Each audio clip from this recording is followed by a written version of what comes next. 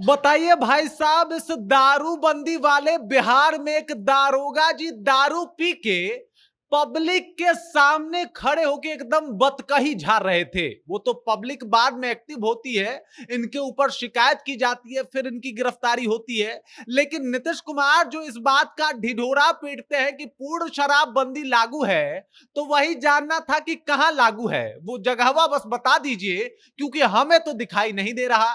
और जिस तरीके से दरोगा जी एकदम अपना दरोगाई दिखा रहे थे और एकदम माहौल बना रहे थे कि हम दरोगा हैं, हमको तो कुछ होगा नहीं, तो लीजिए भैया, कानून सबके लिए बराबर है और होगा तो आपके साथ भी। क्या कुछ हुआ है, किस तरीके से दरोगा जी नपे हैं और नीतीश कुमार का दारूबंदी एक बार फिर से किस तरीके से ये चीख चीख के बता रहा है कि नहीं नहीं हम हुए ही नहीं है, ये सब कुछ हम आपको बताने वाले हैं। लेकिन उससे पहले मेरा परिचय जान लीजिए। मेरा नाम है रजत और आप जनता जंक्शन देख रहे हैं। देखिए, जेडीयू वालों का मतलब मुझे लगता है दारूबंदी के बाद आधा वक्त बस ये बताने में निकल गया है कि हमने बिहार में पूर्ण शराबबंदी लागू कर दी है। लेकिन लोगों का बस पूछना यही है कि वो जगहवा बता दीजिए जहां पे आपने शराबबंदी लागू कर दी है, क्योंकि शराब तो हर जगह मिल रहा है। हर जगह ये खबर आती है कि लीजिए भाई, यहां से इस गाड़ी से शराब बरामद हुआ, इस जगह पे शराब मिल रहे हैं, इस जगह पे शराब जो है वो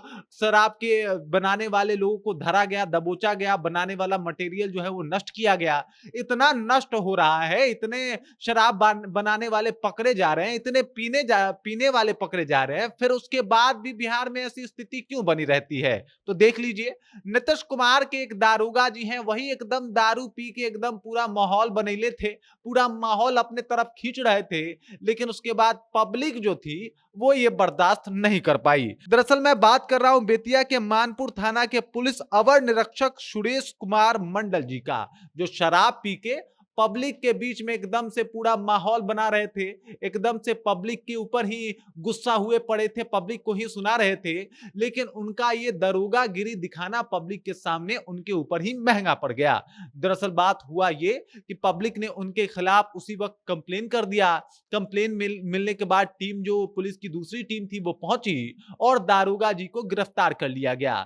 चेक किया गया कि भाई साहब दारोगा जी ने कितनी दारू पी है, तो फिर पता चलता है कि दारोगा जी तो फुल टल्ली है। उसके बाद उन्हें न्यायिक हिरासत में भेज दिया गया है और उनके ऊपर कार्रवाई जो है अब की जाएगी। लेकिन सवाल वही है कि भाई दारोगा जी तो दारू पी रहे हैं, लेकिन ये पहले दारोगा जी नहीं है। इससे पहले भी कई तस्वीर, कई ऐसे वीडियो जो है वो वायरल हुए हैं, कई ऐसे कांड और कारनामे वायरल हुए हैं, जिससे ये पता चला है कि भाई बिहार पुलिस, जिसके ऊपर, जिसके कंधों के ऊपर ये जिम्मेदारी है कि बिहार में शराब नहीं बिकने देना है, वही शराब के नशे में एकदम से लिप्त है।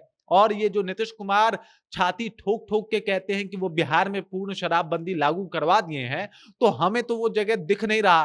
क्योंकि जब आपके दारोगा दारू पीते हुए पकड़े जा रहे हैं, जब इस तरीके की स्थितियां बन रही है, जब बिहार में लोग कह रहे हैं कि हर गली में शराब बिक रहा है, और ये भी मैं नहीं कर रहा है, ये तेजस्वी यादव ने कहा है कि भाई हर जगह शराब बिक रहा है। इस बात का जिक्र रोहिणी आचार्य ने भी किया है। तो आप समझ जाइए कि किस तरीके का दारूबंदी करवाए हैं आप। इसीलिए मैंने कहा कि भाई जेडीयू का आधा काम 2016 के बाद बस ये है कि वो ये लोगों को बताते रहे कि बिहार में पूर्ण शराबबंदी लागू है।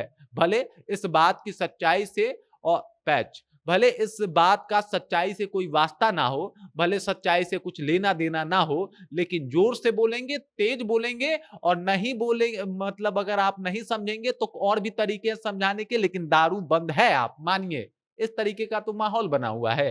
लेकिन सच्चाई सबको पता है और स्थितियां भी कुछ ऐसे ही सामने आ रही है। दारोगा जी तो नप गए, लेकिन क्या ये पहले और आखिरी दारोगा थे? ये सवाल अभी भी हम सबके मन में है। बाकी इस खबर को लेके, इस जानकारी को लेके आप क्या सोचते हैं? आपके जहन में क्या कुछ चल रहा है? कृपया कमेंट कीजिए और अपना विचार हम तक पहुंचा दीजिए। बाकी आप देख रहे हैं जनता जंक्शन और मेरा नाम रजत है।